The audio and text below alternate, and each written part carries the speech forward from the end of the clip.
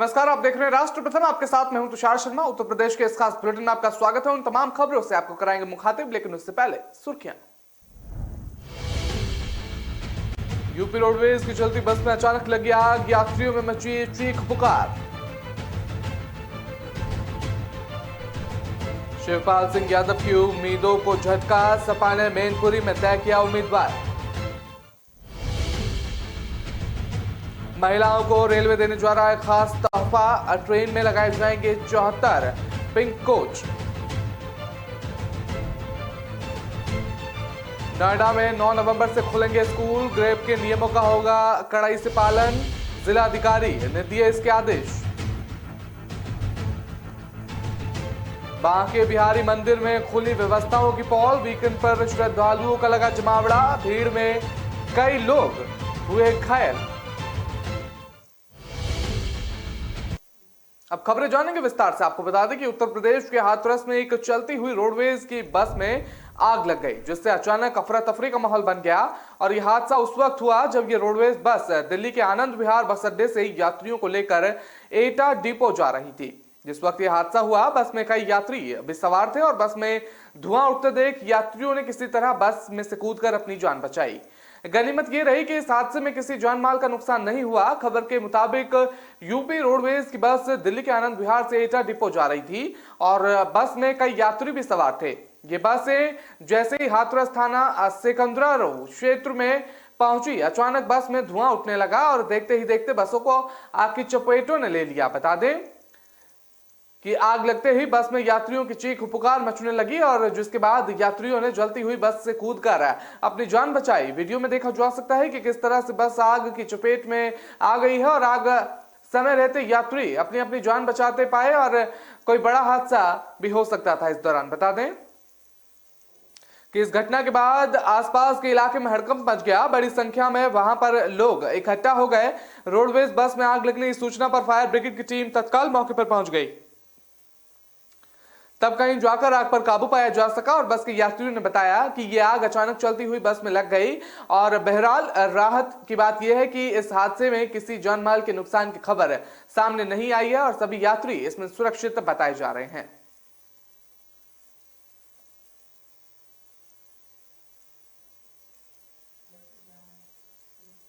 उत्तर प्रदेश की मैनपुरी लोकसभा सीट पर उपचुनाव होने वाला है। सूत्रों के अनुसार समाजवादी पार्टी ने तेज प्रताप सिंह यादव का नाम उम्मीदवार के तौर पर लगभग तय कर लिया है। उनके नाम का ऐलान पार्टी मंगलवार को कर सकती है। हालांकि मैनपुरी उपचुनाव को शिवपाल यादव भी दावेदारी कर रहे थे, और लेकिन सूत्रों के माने तो उन्हें उम्मीदवार नहीं बनाया जाएगा। भारतीय निर्वाचन आयोग ने मुलायम सिंह यादव के निधन के बाद खाली हुई मैनपुरी लोकसभा सीट पर उपचुनाव की तारीख का ऐलान कर दिया। वहीं अब सूत्रों के अनुसार समाजवादी पार्टी ने भी इस सीट पर अपने उम्मीदवार के तौर पर तेज प्रताप सिंह यादव को उतारने का फैसला कर लिया। हालांकि अभी इसका पार्टी द्वारा ऐलान बाकी है, और लेकिन सूत्रों की माने तो मंगलवार को पार्टी नाम का ऐलान कर देगी।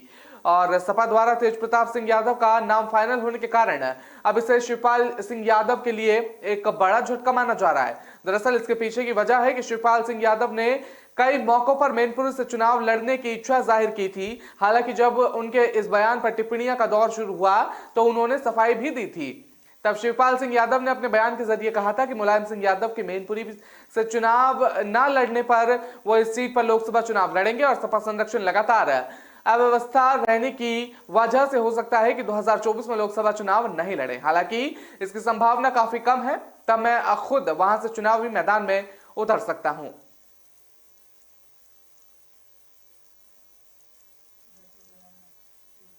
यूपी में ट्रेनों में सफर करने वाली महिलाओं के लिए रेलवे प्रशासन की पहल सामने आई है। दरअसल प्रदेश में महिलाओं के लिए 74 पिंक कोच लगाए जाएंगे। इसके लिए 7 पहले चरण में उत्तर और एनसीआर की ट्रेनों में कोच लगाए जाएंगे। बता दें, इससे पहले रेलवे बोर्ड ने 2018 में महिलाओं की सुविधा के लिए प्रत्येक ट्रेन में एक पिंक कोच लगाने की योजना तैयार की थी, जिसके बाद अब यूपी में 74 पिंक कोच का तोहफा महिलाओं को दिया जाएगा। इन पिंक कोच की खास बात यह है कि इनमें सीसीटीवी कैमरे के साथ साथ सुरक्षा व्यवस्था के पुख्ता इंतजाम किए जाएंगे। साथ ही पिंक कोच में टिकट चेकिंग स्टाफ और आरपीएफ भी महिलाएं भी होंगी। बता दें वहीं महिलाओं के लिए अलग से टॉयलेट और चेंजिंग रूम की भी व्यवस्था इसमें की जाएगी। दरअसल ये फैसला इसलिए लिया गया है क्योंकि जनरल डिब्बे में भीड़ भाड़ के चलते महिलाओं को दिक्कतों का सामना करना पड़ता है। अगर महिलाओं के साथ बच्चे होते हैं तो ऐसी स्थिति में दोनों के लिए मुश्किलें खड़ी हो जाती हैं। इन्हीं सब मुश्किलों को देखते हुए यह कदम उठाया गया है। बता दें कि रेलवे बोर्ड ने 2018 में महिला की व्यवस्था के लिए प्रत्येक ट्रेन में एक पिंक कोच लगाने की योजना तैयार की थी और इसी के साथ रेलवे ने अब महिला यात्रियों की सुविधा के लिए सीट को लेकर भी बड़ी घोषणा की है। अब ट्रेनों में यात्रा कर रही महिलाओं के सीट के लिए परेशान नहीं होना पड़ेगा क्योंकि मेट्रो ट्रेन की तरह अब ट्रेनों में भी महिलाओं के लिए सीटें आरक्षित कर दी जाएंगी। भारतीय रेलवे की तरफ से लंबी दूरी वाली यात्राओं के लिए भी महिलाओं के लिए बर्थ रिजर्व की जाएंगी और साथ ही महिलाओं की सुरक्षा के लिए भी खास ख्याल रखा जाएगा।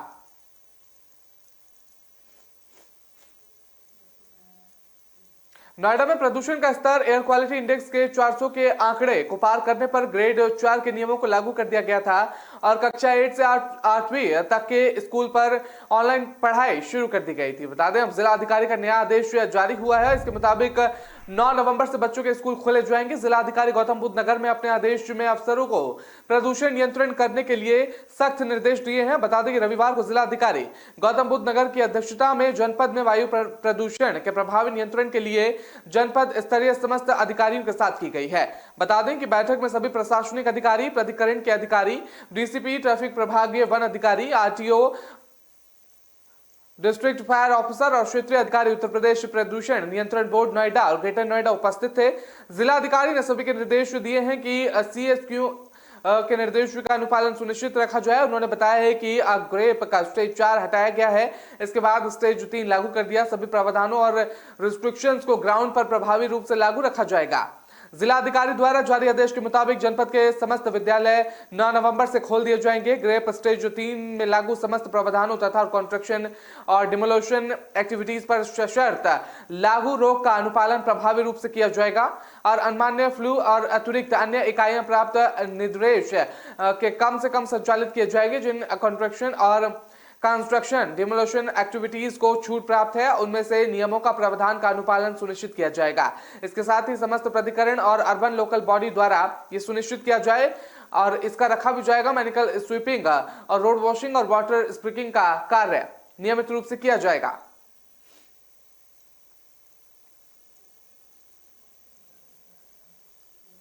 मथुरा स्थित बांके बिहारी मंदिर में रविवार को श्रद्धालुओं की संख्या में बेतहाशा वृद्धि हुई है। दरअसल वीकेंड में आखिरी दिन मंदिर में दर्शन के लिए बड़ी संख्या में श्रद्धालुओं की भीड़ उमड़ गई और दर्शन के लिए आए लगभग आधा दर्जन श्रद्धालु भीड़ के दबाव में चलते गए और उसमें घायल हो गए। अब एक बार फिर मंदिर के आसपास की गई प्रशासनिक व्यवस्थाओं की पोल खुल गई है। बता दें कि बांके बिहारी मंदिर में दर्शन के लिए वीकेंड पर श्रद्धालुओं की भीड़ उमड़ी है जिसकी वजह से कई श्रद्धालु घायल हो गए। वहीं इस घटना ने मंदिर के आसपास से प्रशासनिक व्यवस्थाओं की एक बार फिर पोल खोल दी जिसके बाद पुलिस और प्रशासन फिर से एक बार सवालों के घेरे में खड़ा हो गया है।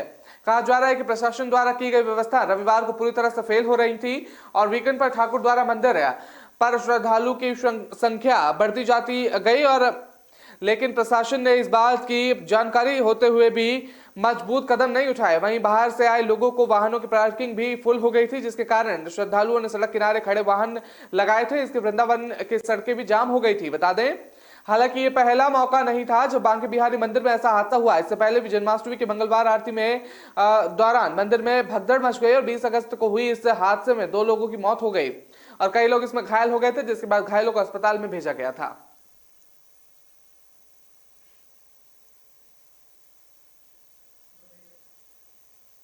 फिलहाल वक्त तो एक छोटे से ब्रेक का। खबरों का सिलसिला लगातार जारी रहेगा।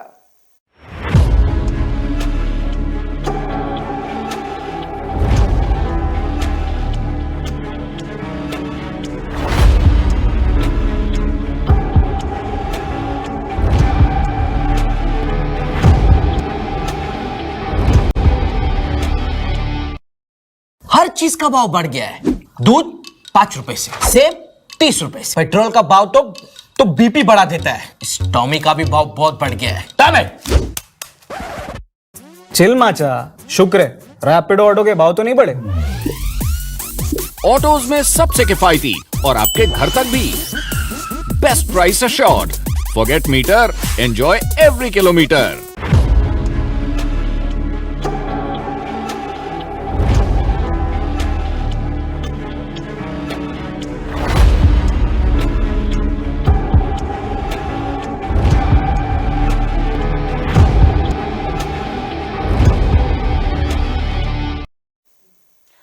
आपका स्वागत है। रुक करते हैं अगली खबर का। आपको बता दें कि राष्ट्रीय लोकदल के नेता जयंत चौधरी ने गाजियाबाद के लोनी विधानसभा क्षेत्र में रविवार को कार्यकर्ताओं के सम्मेलन को संबोधित किया।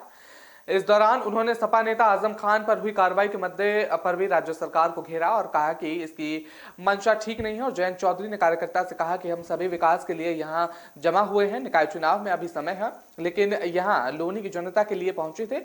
बता दें कि खतौली से बीजेपी के विधायक विक्रम सिंह सैनी के मामले में जयंत चौधरी ने विधानसभा अध्यक्ष को चिट्ठी लिखी है। इसको लेकर जयंत चौधरी ने कहा कि मैंने पत्र इसलिए लिखा है कि आजम खान साहब के मामले में जल्दी कार्रवाई कर दी। वहीं विधायक विक्रम सिंह सैनी सजा का ऐलान पहले ही हो गया था और लेकिन सचिवालय के पास तो चिट्ठी नहीं पहुंची। आजम खान के मामले में एक दिन में ही चिट्ठी पहुंच गई और सरकार की मंशा ठीक नहीं है, प्रशासन की मंशा ठीक नहीं है। जयंत चौधरी ने कहा कि रामपुर और मैनपुरी उपचुनाव की घोषणा हो गई है। अगर विक्रम सिंह सैनी के मामले में ऐसा पहले हो जाता तो खतौली में भी चुनाव का ऐलान हो जाता। खतौली में समर्थक चुनाव होते हैं और खतौली की जनता को ही सही उम्मीदवार मिल जाता।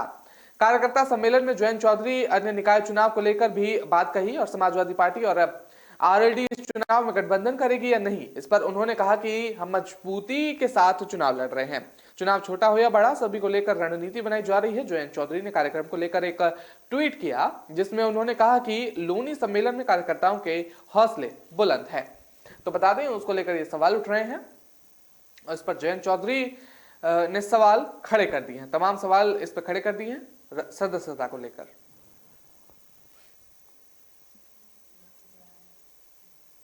गाजियाबाद में एक कार सवार का वीडियो सामने आया है जहां बताया जा रहा है कि इसमें बाइक सवार को टक्कर मारने के बाद कार के नीचे फंसी बाइक को करीब 1 किलोमीटर तक घसीटा गया और उसे चिंगारी निकलती रही, लेकिन इस कार सवार ने कार नहीं रोकी। जब राहगीरों ने इसका पीछा किया और जबरदस्ती इसके कार रुकवाई तो जब जाकर देखा कि कार सवार ने कार रोकी। जानकारी के मुताबिक आपको बता दें कि गाजियाबाद इंदिरापुरम थाना क्षेत्र का एक वीडियो सोशल मीडिया पर खूब वायरल हो रहा है।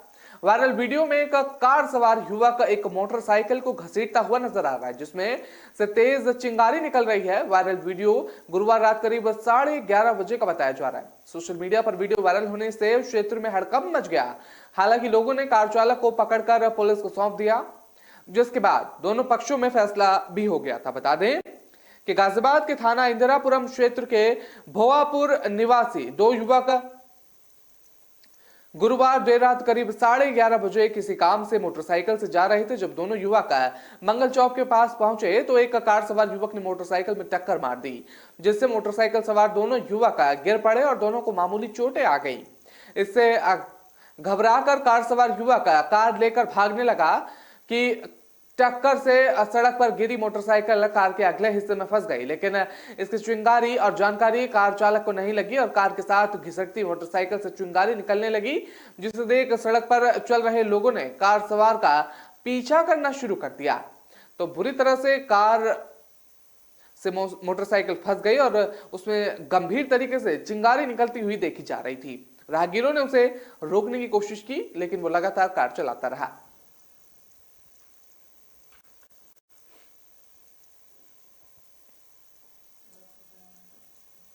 समाजवादी पार्टी के दिग्गज नेता आजम खान के विधायक की सदस्यता रद्द होने के बाद से ही सियासी बयानबाजी थमने का नाम नहीं ले रही। अब एक बार फिर से उत्तर प्रदेश विधानसभा के स्पीकर सतीश महाना के जवाब पर आरएलडी चीफ जयंत चौधरी ने एक बार फिर से पलटवार किया है। बता दें कि जयंत चौधरी ने अपने ट्वीट में लिखा है कि उत्तर प्रदेश विधानसभा अध्यक्ष जी का पत्र प्राप्त हुआ है।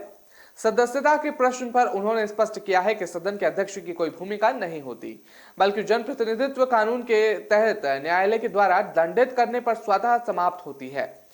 बात साफ हो गई है कि उन्होंने आगे लिखा है कि विक्रम सैनी की सदस्यता समाप्त हो चुकी है। बता दें आरएलडी प्रमुख ने कहा कि दुर्भाग्य है कि बीजेपी विधायक विक्रम सैनी के संदर्भ में 1 महीने बाद भी एमपी एमएलए कोर्ट के निर्णय की प्रति सचिवालय के पर्याप्त नहीं हुई, इसलिए उनके स्थान को रिक्त घोषित कर पाए हैं और वे विपक्ष सदस्य की सेवा त्वरित हो जाती है। हालांकि इससे पहले जयंत चौधरी ने 29 अक्टूबर को पत्र लिखा था जिसमें लिखा था कि अध्यक्ष के स्तर पर मेरे द्वारा किसी सदस्य को न्यायालय द्वारा दंडित करने की धारा स्थिति में सदस्यता रद्द किए जाने का निर्णय नहीं लिया जाता। उन्होंने अपनी चिट्ठी में जुलाई 2013 के आए फैसले का हवाला देते हुए कहा कि सदन के किसी सदस्य को लोक प्रतिनिधित्व अधिनियम 1991 की धारा 8(3) के अंतर्गत किसी भी न्यायालय द्वारा दंडित किए जाने पर उसकी सदस्यता निर्णय के दिनांक से स्वतः समाप्त मानी जाएगी।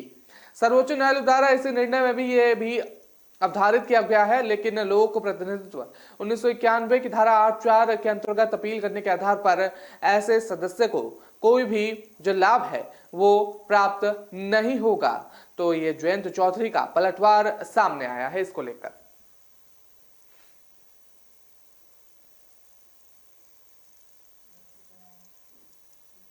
पीलीभीत में एक घर पर आधी रात को आसमान से एक बड़ा पत्थर गिर गया और स्थानीय लोग उसे उल्कापिंड का हिस्सा बता रहे थे और अब इस पत्थर की जांच भूवैज्ञानिक करेंगे। इसके लिए लखनऊ से भारतीय भूवैज्ञानिक सर्वेक्षण की टीम शनिवार को पीलीभीत पहुंच चुकी है और बता दें कि भूवैज्ञानिक पवन कुमार और वरिष्ठ भूवैज्ञानिक पोलीमान चौकी शिलाखंड अपने साथ ले गए और उसकी लैब में जांच की जाएगी। बीते 24 अक्टूबर की रात करीब 1 बजे आसमान से 12 से 14 किलोग्राम वजन का पत्थर एक घर पर गिरा और इसे देखने के लिए लोगों की भीड़ जुटनी शुरू हो गई।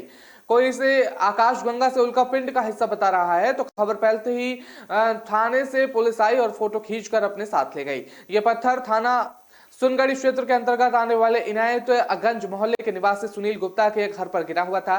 सुनील ने बताया था कि पत्थर गिरते ही तेज धमाके की आवाज हुई और वहीं पत्थर गिरने से लोहे की चादर पूरी तरह से जर्जर हो गई।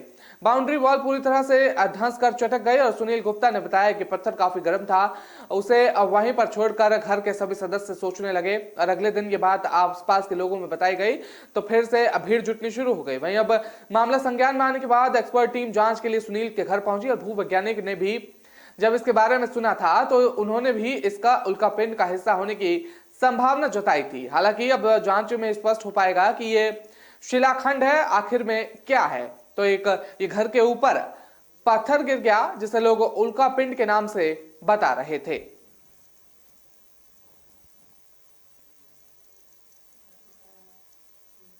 बस्ती में बीजेपी के पूर्व विधायक से सरकारी जमीन को कब्जा मुक्त कराने की बड़ी चुनौती बन गई है और आरोप है कि गुर्गों की मदद से पूर्व विधायक ने बंजर जमीन को रातों रात जेसीबी और डंपर लगाकर कब्जा कर लिया। दबंगी और सत्ता के दम पर जमीन कब्जाने की रिकॉर्डिंग सीसीटीवी कैमरे में कैद हो गई। बता दें कि एसडीएम भानपुर ने जांच के दौरान मामला सही पाया।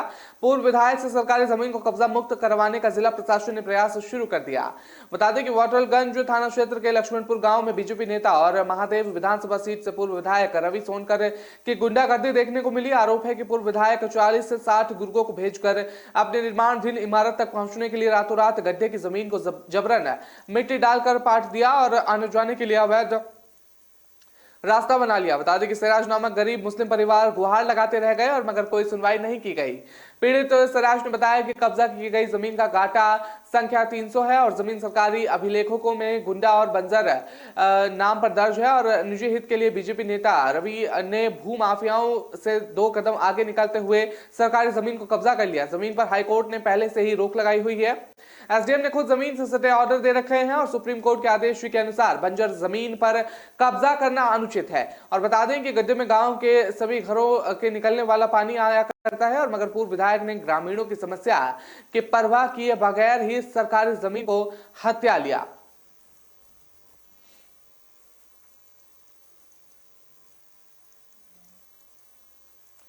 फिलहाल वक्त चला एक छोटे से ब्रेक का। खबरों का सिलसिला लगातार जारी रहेगा।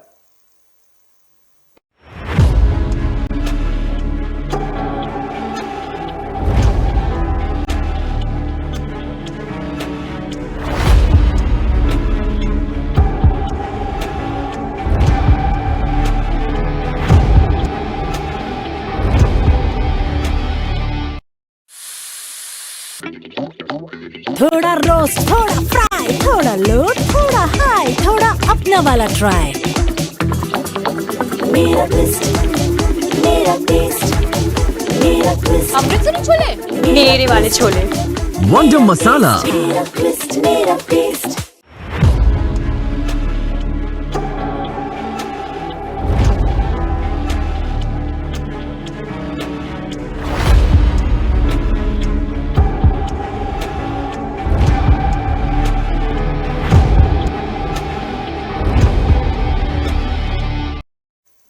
ब्रेक में आपका स्वागत है। रुक करते हैं अगली खबर का। आपको बता दें कि उत्तर प्रदेश में डेंगू तेजी से लोगों को अपनी चपेट में ले रहा है। 24 घंटे के दौरान प्रदेश में डेंगू के 221 नए मामले सामने आए और इसमें सबसे अधिक 63 डेंगू के मामले लखनऊ में सामने आए। दूसरे नंबर पर प्रयागराज है जहां 57 और अयोध्या में 32 मामले सामने आए हैं जो तीसरे नंबर पर है। स्वास्थ्य विभाग के अनुसार प्रदेश में इस साल 1 जनवरी से अब तक डेंगू के 8011 मामले सामने आ चुके हैं और 10 लोगों की मौत हो गई है। प्रदेश में इस समय डेंगू का सबसे अधिक प्रकोप प्रयागराज, लखनऊ, अयोध्या और गाजियाबाद जैसे जिलों में देखने को मिल रहा है। इस साल 1 जनवरी से अब तक डेंगू के जो 8011 मामले सामने आए हैं, उनमें से अब तक अधिक 1280 डेंगू के मामले प्रयागराज में सामने आए हैं। डेंगू के मामले में दूसरे नंबर पर लखनऊ है, जहां इस साल अब तक 1213 डेंगू मामले आ चुके हैं। राजधानी लखनऊ में डेंगू के बढ़ते मामलों की वजह से अस्पतालों में बेड की मारामारी शुरू हो गई है। सरकार के साथ ही निजी अस्पतालों में भी बेड की किल्लत है और वहीं गाजियाबाद में भी 538 और अयोध्या में 531 मामले दर्ज किए गए हैं। हालांकि स्वास्थ्य विभाग के आंकड़ों की माने तो 2021 के मुकाबले इस बार डेंगू के मामलों में काफी कमी आई है।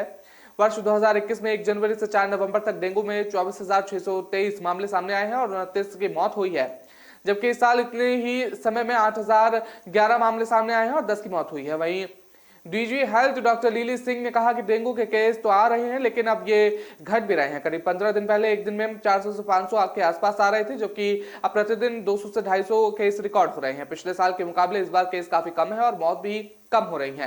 प्रयागराज, लखनऊ, अयोध्या, गाजियाबाद की तरफ से ज्यादा मामले जो है वो नजर आ रहे हैं लगातार। तो बता दें, डेंगू के मरीजों में इजाफा हो रहा है लगातार और जो बेड है उनकी भी मारामारी और उनकी किल्लत शुरू हो गई है लगातार। तो लखनऊ में ज्यादा मामले सामने आ रहे हैं इसको लेकर।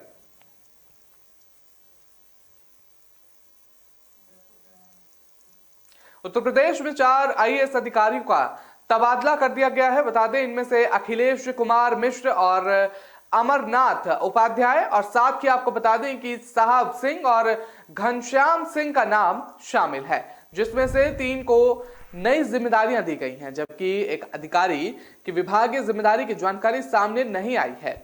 2009 बेंच के आईएएस अधिकारी अखिलेश कुमार मिश्र को उच्च शिक्षा विभाग का विशेष सचिव बनाया गया है और वहीं इससे पहले परिवहन विभाग के विशेष सचिव थे। 2010 बेंच के अधिकारी अमरनाथ उपाध्याय प्रयागराज में न्यायिक राष्ट्र परिषद के सदस्य थे, उनका भी तबादला किया गया है, लेकिन उनकी नई पोस्टिंग पेंडिंग है। और इन दोनों के अलावा आगरा मंडल के अपर आयुक्त साहब सिंह को प्रयागराज की न्यायिक राष्ट्र परिषद का सदस्य बनाया गया है। साहब सिंह 2010 बेंच के आईएएस अधिकारी हैं और बता दें, योजना कार्यक्रम क्रियान्वयन के विशेष सचिव रहे आईएएस अधिकारी घनश्याम सिंह को लखनऊ के अपर आयुक्त की जिम्मेदारी दी गई है। घनश्याम सिंह 2014 बेंच के अधिकारी हैं और आपको बता दें, इससे पहले सितंबर, अगस्त, जून और अप्रैल में आईएएस अधिकारी का स्थानांतरण किया गया था और सितंबर में 7 आईएएस अधिकारी का तबादला कर दिया गया था। इसमें 2 महिलाएं अधिकारी भी शामिल थी। जिन अधिकारियों का तबादला किया गया था उनमें से प्रांजल यादव, डॉक्टर अरविंद कुमार चौरसिया, गुरगुला आनंद कुमार सिंह, प्रशांत शर्मा और 2 महिला अधिकारी अमृता सोनी और कृतिका शर्मा के नाम शामिल थे। अगस्त में 4, जून 11 और अप्रैल 4 अधिकारियों का तबादला इसमें किया गया था। तो बता दें, तबादले का दौर लगातार जारी है, जिसे घनश्याम को बनाया गया है और उन्हें नई जिम्मेदारी सौंपी गई है और 4 आईएएस अधिकारियों का इसमें तबादला भी किया गया है।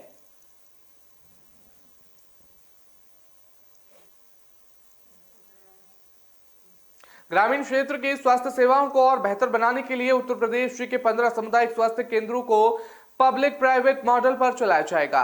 इसकी कवायद तेज हो गई है और बता दें कि उप मुख्यमंत्री ब्रजेश पाठक ने निर्देश के बाद शासन ने महानिदेशक चिकित्सा और स्वास्थ्य सेवाओं से 1 सप्ताह में तय सीएचसी की प्रोफाइलिंग मांगी है, ताकि जल्द से जल्द केंद्रों को पीपीपी मॉडल पर संचालित किया जा सके। प्रत्येक सामुदायिक स्वास्थ्य केंद्र में 30 बेड हैं और बता दें कि 24 घंटे इमरजेंसी का संचालन होता रहेगा और 1 रुपए की पर्ची पर ओपीडी में डॉक्टर मरीजों को सलाह उपलब्ध करा रहे हैं। डॉक्टर की सलाह पर पैथोलॉजी, रेडियोलॉजी जांच कराई जाती है। मरीजों को निःशुल्क दवाएं उपलब्ध कराई जाती हैं। मरीजों की और बेहतर सुविधा उपलब्ध कराने के लिए प्रदेश के 15 सीएचसी को पीपीपी मॉडल पर देने की तैयारियां लगातार की जा रही हैं। बता दें कि शासन में विशेष सचिव डॉक्टर मन्ना अख्तर ने स्वास्थ्य महानिदेशक को पत्र लिखकर 1 सप्ताह के भीतर सीएचसी की प्रोफाइलिंग उपलब्ध कराने के लिए कहा गया है। इसमें अस्पताल का ब्यौरा, उपलब्ध सुविधाएं और आदि तय प्रोफार्मा में देने के निर्देश दिए गए हैं। उप मुख्यमंत्री ब्रजेश पाठक ने कहा है कि ग्रामीण क्षेत्र की स्वास्थ्य सेवाओं को बेहतर बनाने की दिशा में लगातार कदम उठाए जा रहे हैं, ताकि मरीजों को छोटी बीमारियों के लिए बड़े अस्पताल तक दौड़ ना लगानी पड़े। इसमें बड़े अस्पतालों में मरीजों की भीड़ भी कम एकत्रित होगी और गंभीर मरीजों को और बेहतर इलाज मिलने की राह जो है वो आसान हो जाएगी। तो बता दें, इसकी कवायद जो है वो लगातार तेज हो गई है और शासन ने 1 हफ्ते में ये इसकी रिपोर्ट मांगी है और इसको लेकर जो कवायद है वो तेज हो गई है। पीपीपी मॉडल पर चलाने की कवायद जो है वो तेज हो गई है लगातार।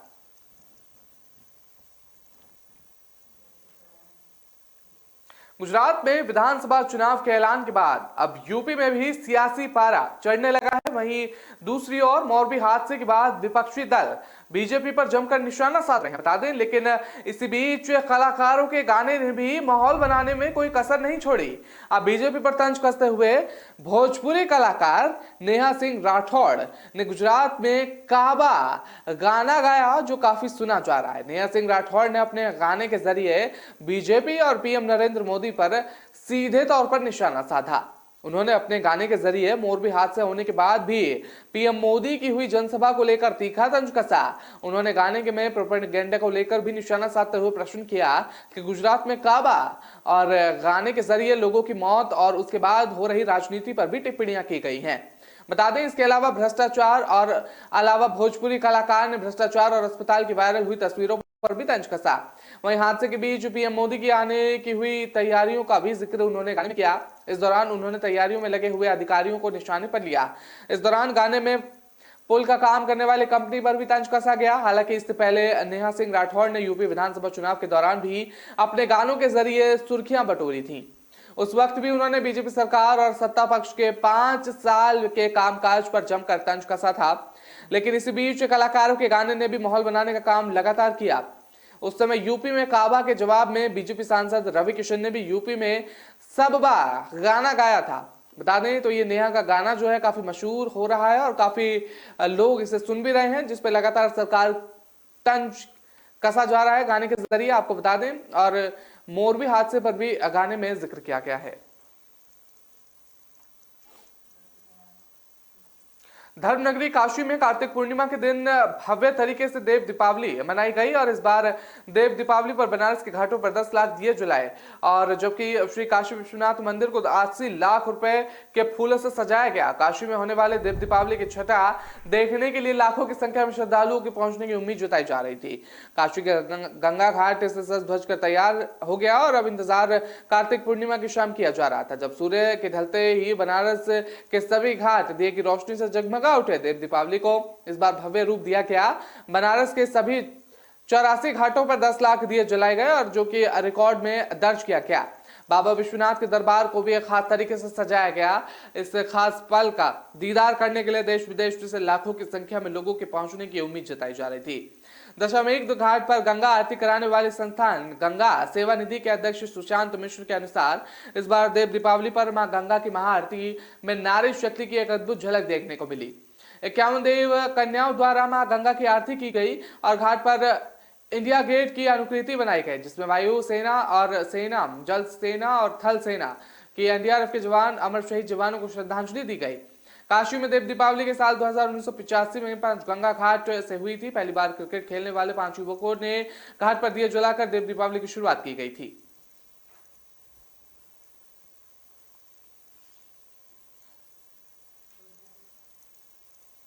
तो फिलहाल इस बुलेटिन में इतने, मुझे दीजिए इजाजत, नमस्कार।